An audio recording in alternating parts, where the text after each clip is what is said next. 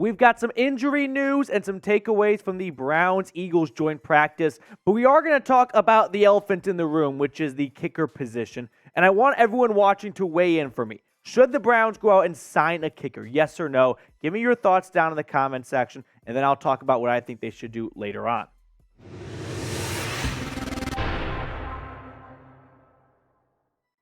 We've got a lot to discuss on tonight's show, but first, today's show was made possible by today's sponsor, Hexclad. They've got the best dishware in the game. They've got these awesome pans. Look at this awesome dish right here. You can cook some great food in it. Plus, you can get 10% off when you go to hexclad.com/chat.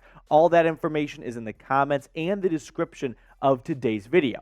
Now, coming up on the show, we're going to talk kickers, we're going to talk joint practice, but we've got some injury news to get to, as I don't know if anyone else out there also went through a 45-minute brief heart attack when Myles Garrett, Jack Conklin, and Denzel Ward all left practice in like a 10-minute span, but I'll get you guys caught up to speed. But first things first, I want to relay the latest injury reports going into today's joint practice. So Jacob Phillips, unfortunately, has been lost to the season with another pec injury. It's not the same pec as he suffered last year, but another torn pec for the former LSU Tiger, who unfortunately will likely end his Cleveland Browns career missing well over than 50% of games. Elijah Moore is out with a bruised rib. It's not a fracture, but I doubt we see him tomorrow in the joint practice. We did not see him today, and unlikely we see him in the second preseason game as well. Greg Newsome is working himself back from a groin injury,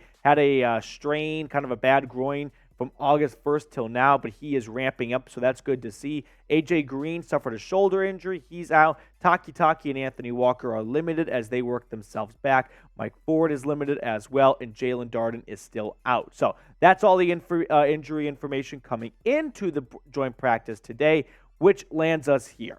We had some reports come in that Myles Garrett left practice, was walking off the field under his own power. He went inside with the trainer. So that was the biggest heart attack of the three I had today. Mary Kay earlier tweeted out that Jack Conklin visited the medical tent and then walked inside with the medical personnel during joint practices.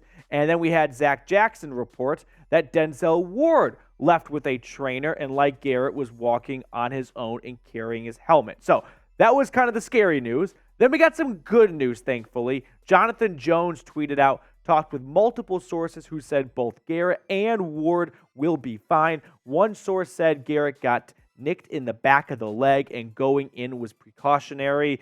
He made a little joke before he came out to sign autographs barefoot that he's just getting a little bit old now. So Myles Garrett appears to be a hunky-dory, 100%, or at least very close to it. He was spotted coming back onto the practice field barefoot, like I said, to sign autographs, which I had to envision if you were dealing with a foot injury, that would not be the case. Denzel Ward, we can get the other injury reports up there, left with what the Browns are calling an illness. So kind of a bizarre thing to leave practice halfway through. All of a sudden you get the sniffles. I'm not quite sure, but that's what the Browns said the injury is. And then Jack Conklin is maybe being treated for a possible concussion. So that's probably the scariest of the three right there. Now, I know what we're all thinking, and that is just shut them down, right? As I love to say, John Taffer style, shut it down and let's just bubble wrap everyone until week 1 against the Bengals. And I'm here to say you can't do that. It's football. It's contact. You need to practice at least a little bit. You can't just shut down all 22 starters. You can likely shut down all 22 starters or close to it for the next 2 preseason games. Right, the Browns offense in the first preseason game drove down the field, got stopped at the goal line. I'll tell you right now, 10 times out of 10, that's a touchdown with Nick Chubb and Joel Bitonio up there, which they were not. And the defense got a safety. They got a lot of stops. They were flying around. They looked good.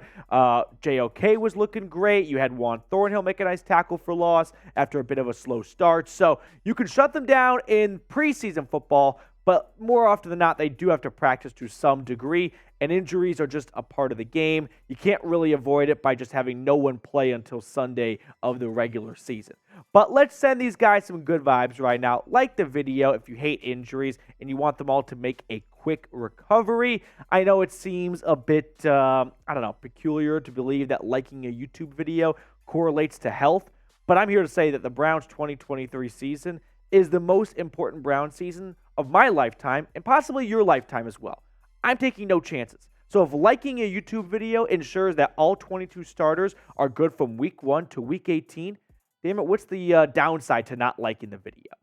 Now, the one bigger injury that came out of that, or maybe the most serious, I should say, is Jack Conklin. And if he is out with a concussion, well, DeJuan Jones appears to be the next man up. So far in the preseason, 128 snaps and just 1 pressure allowed. He has probably been one of the biggest stars of preseason football, so DeJuan Jones filling in would not be the worst thing in the world. He's looked great so far. Fingers crossed that Conklin is ready to go by the time week 1 rolls around, but they do have to turn to the rookie tackle. There are worse backups in the league.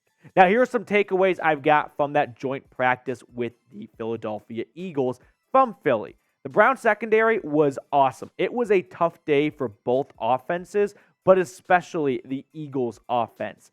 Elliott Shore-Parks, this guy's a complete clown. He got super butthurt because the joint practice kickoff was 5 o'clock Eastern, and he blamed the Browns for that, despite not knowing the Eagles set the practice time, and then said you shouldn't practice with a poorly run organization. Fast forward to the end of the practice, the Browns won the joint practice today. Jalen Hurts went 4 for 7 with an interception in his first group of 7-on-7s. And these 5 guys right here, yeah, they are a very good secondary.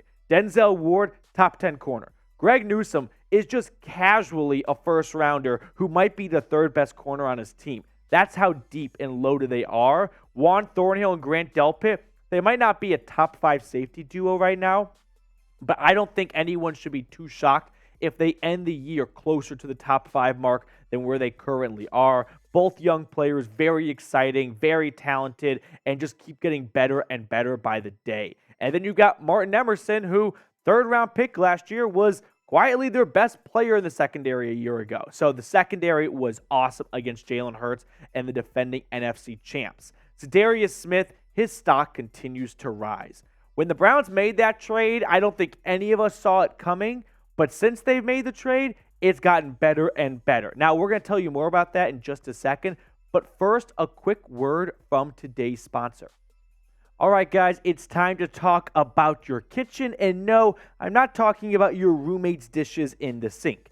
Today's sponsor, Hexclad, has revolutionized the cookware industry with a hybrid pan that gives you all the convenience and cleanup of nonstick, the versatility of your grandma's cast iron, and a lifetime warranty just in case you find a way to destroy them. Use promo code CHAT at hexclad.com/chat for 10% off. Hexclad, in my eyes, truly checks every single box when it comes to picking your cookware. They are metal utensil safe, dishwasher safe, and oven safe up to 500 degrees. Now, you don't have to just take my word for it. My favorite celebrity chef, Gordon Ramsay, uses them at home too. They're the sexiest pans on the market, he says. The sear I can get with these pans is incredible with absolutely no stick. The temperature control is utter perfection, and the cleanup is effortless. I love using Hexclad at home. So score some points at home. It's time to stop ordering delivery food and start cooking like a big boy with Hexclad. Real cuisine isn't made in the microwave. It's cooked in a Hexclad. For a limited time, you can get 10% off with our special link, hexclad.com/chat. That's 10% off at hexclad.com/chat. All that information you need is in the comments and the description of today's video.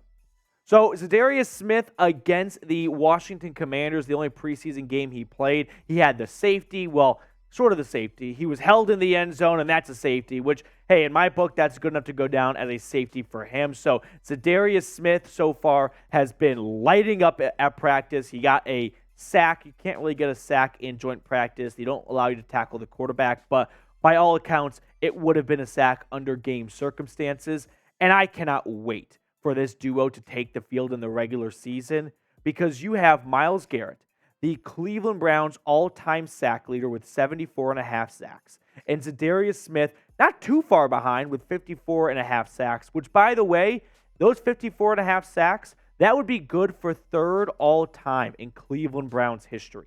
And you are getting these two players on the same field at the same time, entering the peaks of their NFL career, and then you add on the deep rotation of Obo coming off the bench, Dalvin Tomlinson and Shelby Harris up the middle, and then the best man to be driving that bus, Jim Schwartz.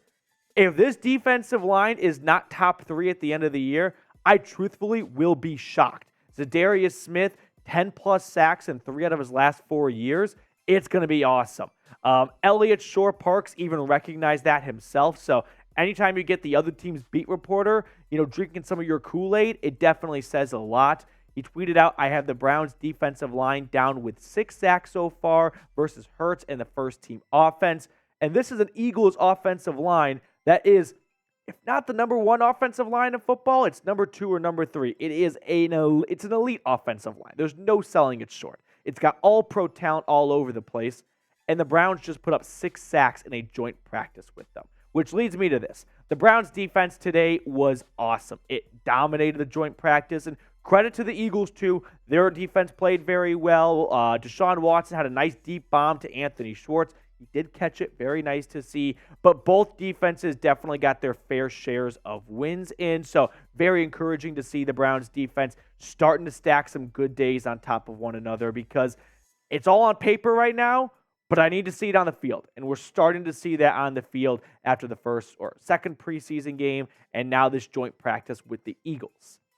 To wrap up the show, I just want to talk about Cade York and where do we go from here? Because the preseason has not been good for our friend from LSU.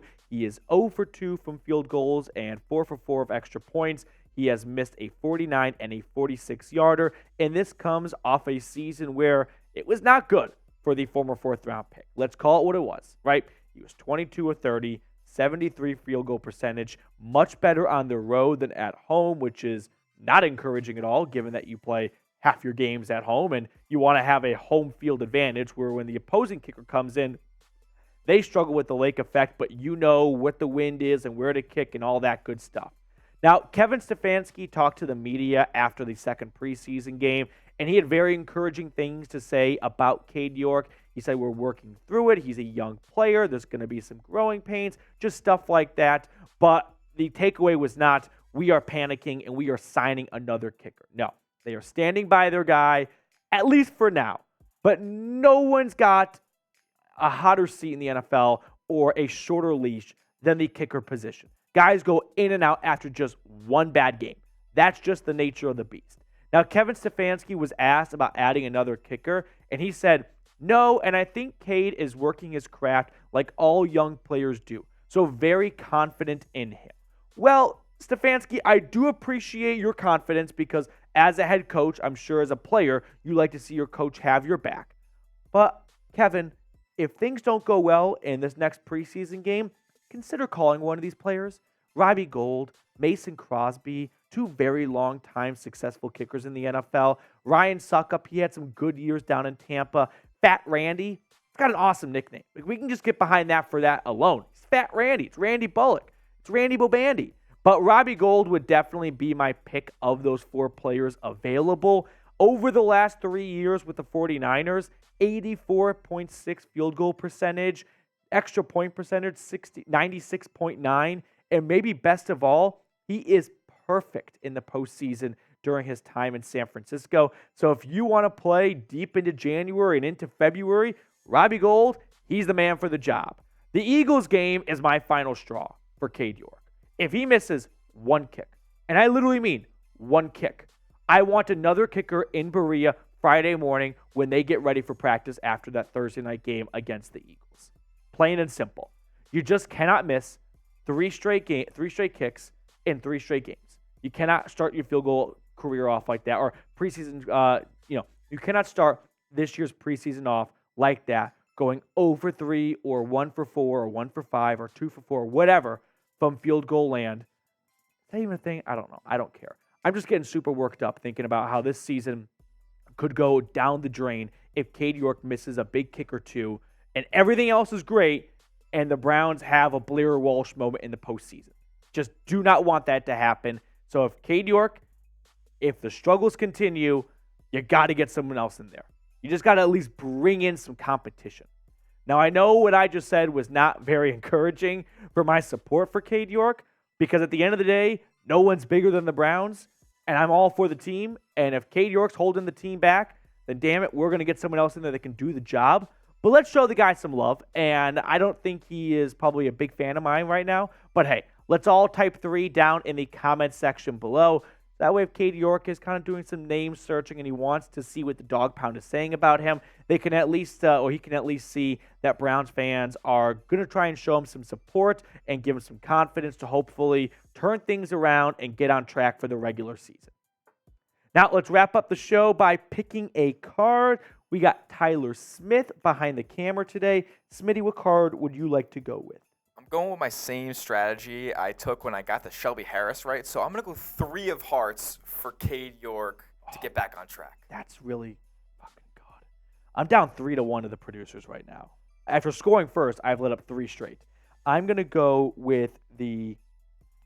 If I got it on King of Diamonds, give me Queen of Hearts. Oh, Queen of Diamonds. Queen of Diamonds. Queen of Spades. Queen of Spades. Damn that close. Is brutal. Okay, that will do it for us on today's show. Thanks so much for tuning in. We will sign off and see everyone later.